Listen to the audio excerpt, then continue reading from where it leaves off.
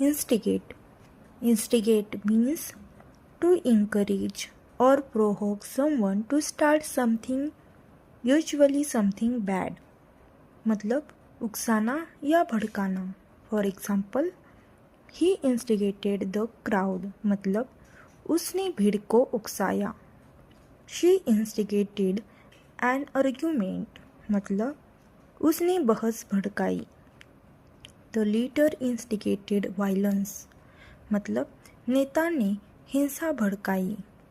Synonyms यानी समानार्थी शब्द. provoke मतलब उकसाना.